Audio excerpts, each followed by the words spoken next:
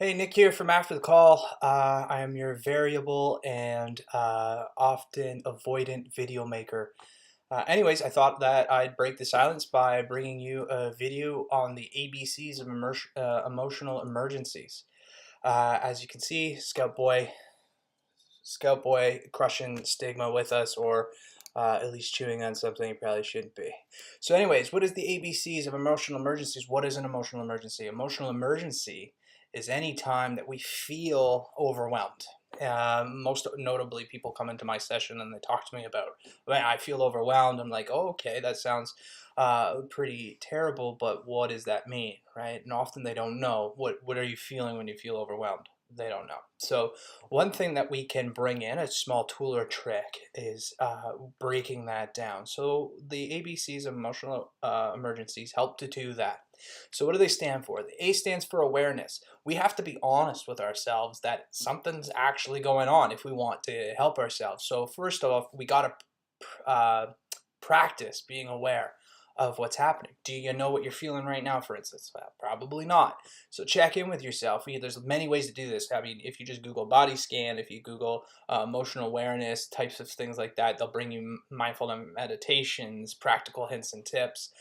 All I say is just for a while try to connect your neck to your body, right? Like you have this thing that connects your head to your body. It's called a neck. That means they're connected. So just check in with yourself.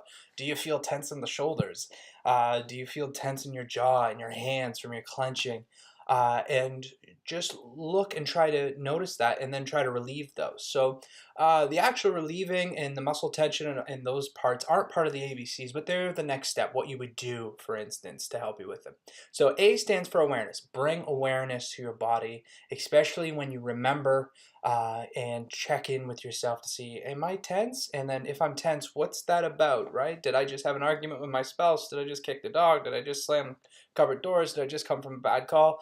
And try to recognize when your body's trying to tell you something. So the B stands for breathing, obviously ripping right off from the ABCs of CPR, but breathing is a really important one because if you're suffering from anxiety, for instance, you have to be hyperventilating. Anxiety response is a fight or flight response, which means you need to bring in all the oxygen your body wants to run away.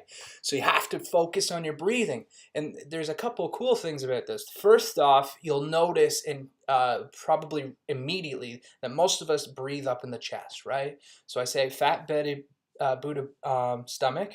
That's where we should be breathing. Breathe down there, non-judgmentally. If you got to do it by yourself where no one's watching because you're worried about that, that elongated winter issue going on down here like I got.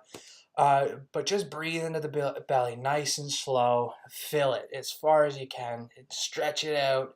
You might actually feel good, right? Because you might actually have some tension in the stomach from your awareness of your emotions. So breathing is really important. Second thing that's really important, people try to tell you to breathe. So, you'll hear things like this: breathe in for 4, breathe out for 4, breathe in for 4, hold it for 4, breathe out for 4. And that's great. And if that works for you, fine. But actually, what we know is when we're inhaling, we're activating the motor system of our central nervous system, right? We're ramping it up, right? We are activating the sympathetic nervous system. So when we're breathing in, we're active, is another way to look at it. When we're breathing out, we're deactivating, and we're actually activating the parasympathetic. So we're calming everything down. So what's actually more important is when you're breathing, breathe in for 4, but actually breathe out for 6. And what you'll find is that your body slows down. You're actually activating the vagus nerve and you're slowing your body down. So when you're breathing, try that. If the box breathing 4x4x4 doesn't work for you, try this. It might help, or add it to your toolkit.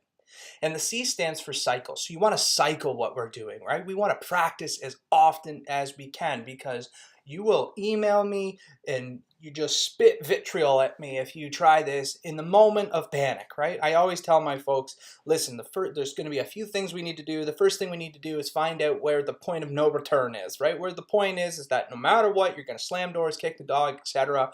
Where is that point? Because at that point, you plan for repair. That's all you can do. You can't activate tools and toolkits. Anybody who has ever had a fit of rage or road rage or had a panic attack or elsewise, we know that when we get in that spot, our frontal lobe turns off and we run straight on amygdala, right? Straight on emotion. So all we can do in those moments is plan for repair, but the emotional awareness in the breathing and cycling it builds in what we might call emotional intelligence about yourself. So you can actually tell when that's going to happen. You know going in.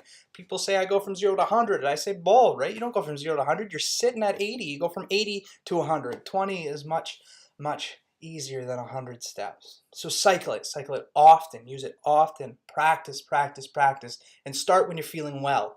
A, you'll be more patient with it. B, you'll be more curious about it. But don't start when you're already worked up, because if it's not working, which sometimes it may not, you're just going to be pissed at me. And I'm going to say, when did you do it? What did you do? And then you're going to feel bad about yourself because you're not following instructions, right? So follow instructions.